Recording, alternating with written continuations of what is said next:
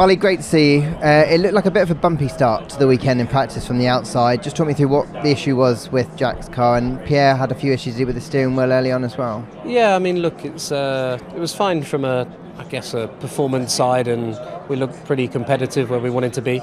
I think it was just a bit unfortunate with Jack at the end there having a failure, but it's kind of part and parcel of it. So I think the garage has got a little bit of work to do, but we'll be on track later. Yeah. Jack seems to be handling it pretty well. It's been a difficult start, lots of attention on him. Was that kind of a fair reflection? What have you seen of how he's coped with it? Yeah, I mean, look, he's from the moment he was dropped in Abu Dhabi, he's done a good job. He's kept his head down, focused on himself.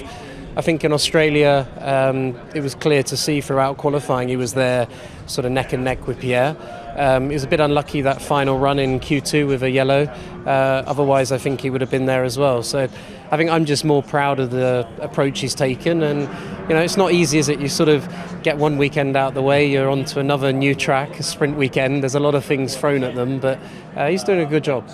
Now, Dave Greenwood was saying this morning that you guys have made a few tweaks to the rear wings. Talk me through the impact you think that might have, if any, on him performance. Yeah, I think it's all pretty normal, really. I think it's more just because the sort of, I dare say, the test has changed slightly, but we're not expecting any big impact there. It's just a little bit of work, yeah. And just generally, the performance of the car, it does feel in testing that you were right there in the midfield. Australia kind of suggested you were again. I know we've only had one practice here, but it seems again that you're right in the thick of it. Is that a fair reflection? Yeah, I mean, it's just very close, isn't it? You sort of... it's great being there. You'd love to have a little bit of a gap. Yeah. And obviously, I think in Australia, if anything's to go by with us, Williams, the RBs, Fernando's always lurking as well. I think it is going to be a tight midfield. But I think we are where we want to be. I sort of hesitate that obviously weekend to weekend it will no doubt swing as well.